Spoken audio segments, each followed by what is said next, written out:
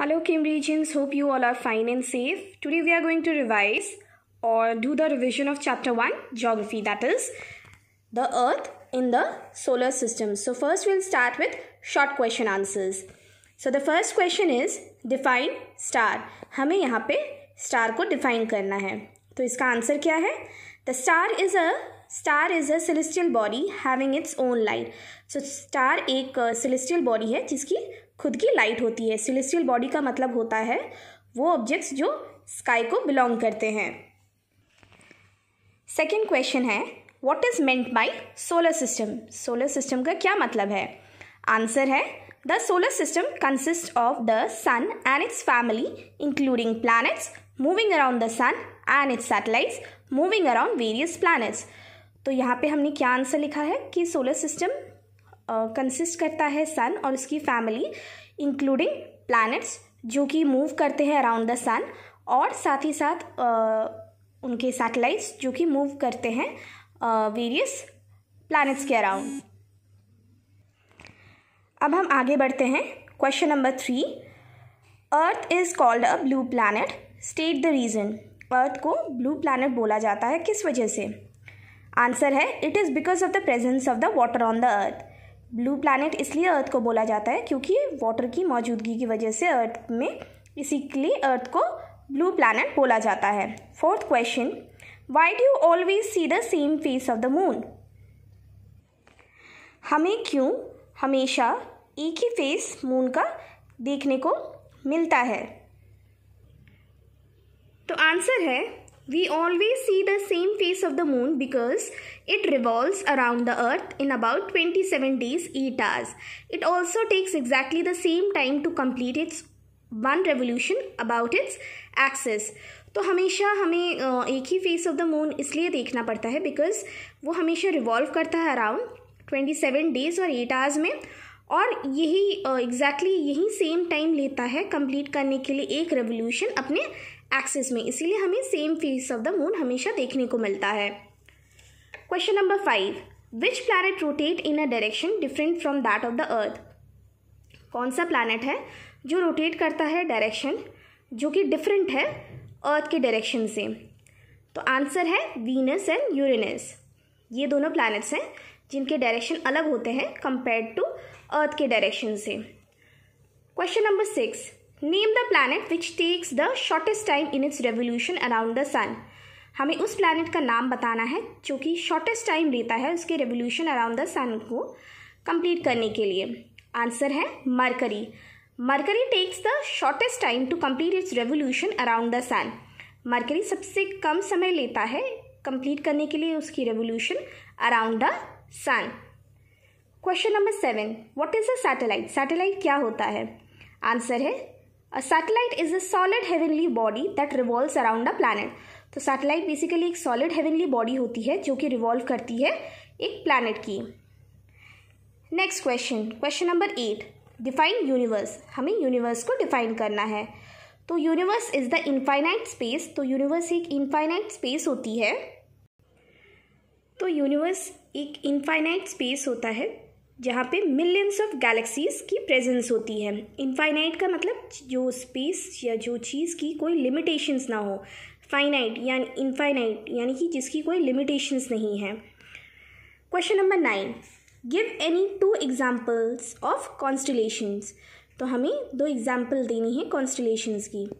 तो आंसर है Ursa major constellation और सेकेंड उर्सा माइनर कॉन्स्टलेशन. और कॉन्स्टलेशन का मतलब क्या होता है? जब out of millions of stars उनमें से कुछ स्टार्स को देख के ऐसा लगता है कि वो एक बहुत ही ब्यूटीफुल पैटर्न में अरेंज किए हुए हैं तो उन्हें हम कॉन्स्टलेशन बोलते हैं. Now moving ahead in long question answers. तो सबसे पहला question the earth is a unique planet explain. तो अर्थ यूनिक प्लैनेट है, हमें इसको एक्सप्लेन करना है. सबसे पहला answer the earth is a unique planet because of the following reasons. तो इन रीजन्स की वजह से अर्थ यूनिक प्लैनेट होता है यानी कि अनोखा प्लैनेट होता है. सबसे पहला reason the earth has essential elements like carbon, hydrogen, nitrogen and oxygen. तो अर्थ में जो एसेंशियल एलिमेंट्स की जो प्रेजेंस है जैसे कि कार्बन, हाइड्रोजन, नाइट्रोजन और oxygen. Second point, the earth has right kind of temperature. तो अर्थ में जो टेम्परेचर होती है वो बिल्कुल सही हिसाब से होती है।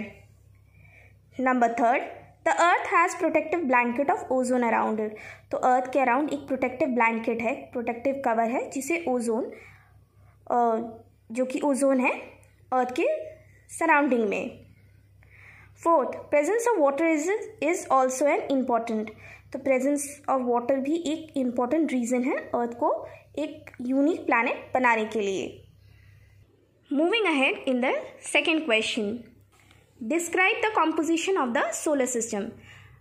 हमें यहाँ पे सोलर सिस्टम की कॉम्पोजिशन को डिस्क्राइब करना है। तो आंसर है, the solar system consist of the sun, the 8 planets, their satellites and thousands of other heavenly bodies such as asteroids, comets, etc. तो सोलर सिस्टम कंसिस्ट करते हैं सन और उसके 8 planets और साथ ही साथ उनके सैटेलाइट्स और काफ़ी थाउजेंड्स ऑफ हेवनली बॉडीज़ जैसे कि एस्ट्रॉइड्स, कॉमेट्स एक्सेट्रा। तो ये सारी चीज़ें कंसिस्ट करती हैं सोलर सिस्टम में। सबसे पहला, the sun. The sun is the head of the solar family. तो सन होता है head of the solar family. It is the nearest star to the Earth. ये सबसे नज़दीकी स्टार होता है अर्थ का। Second, the planets.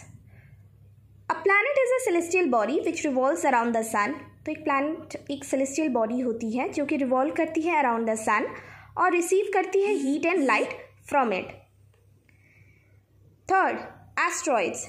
Asteroids are very small planets of rock and metal which revolves around the sun mainly between the orbits of Mars and Jupiter.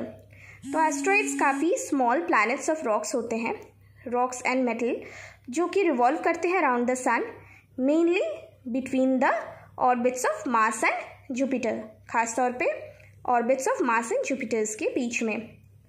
Fourth, satellites. तो satellites basically एक solid heavenly body होते हैं जो revolve करते हैं around.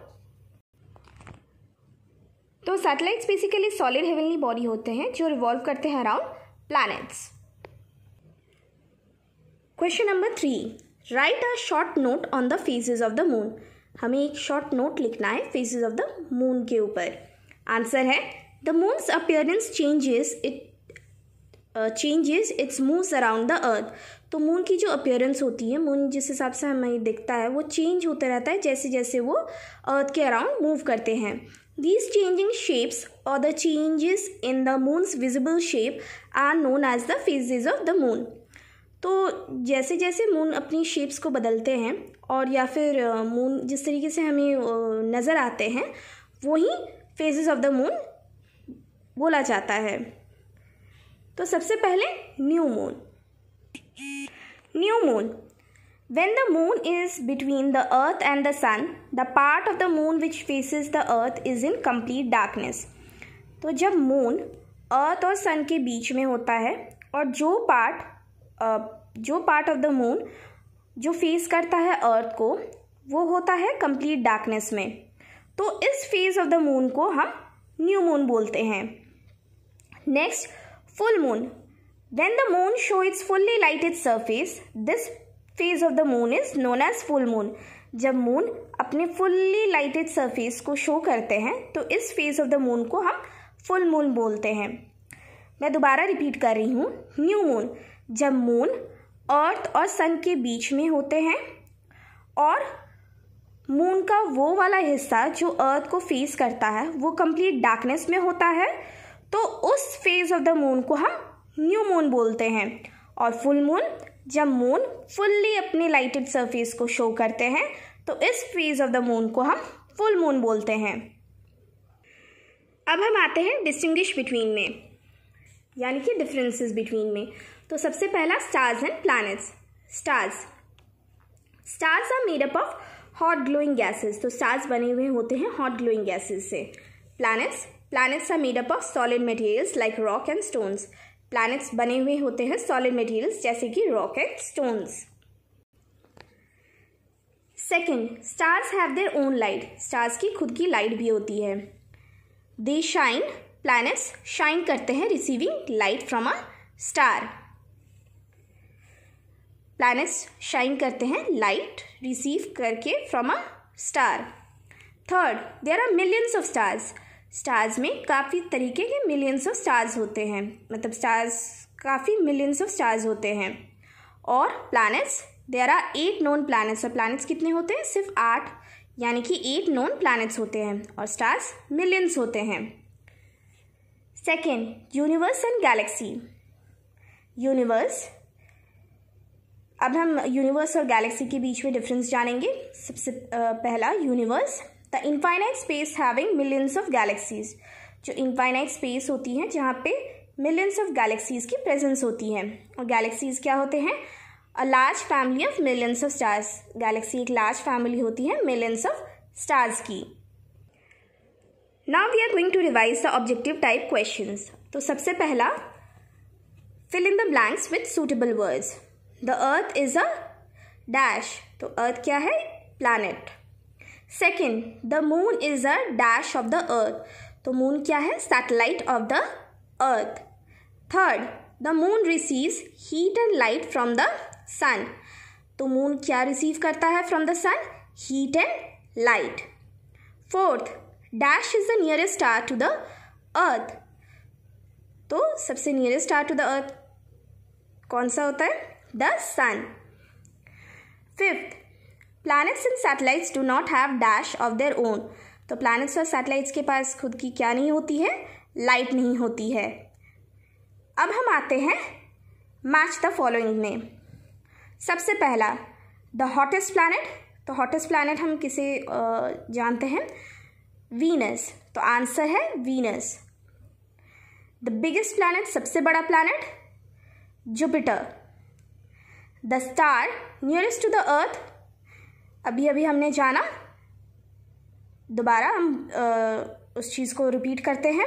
The nearest star to the Earth, the answer is sun. The planet with rings, जो planet जिसकी rings होती हैं, Saturn. The answer is Saturn.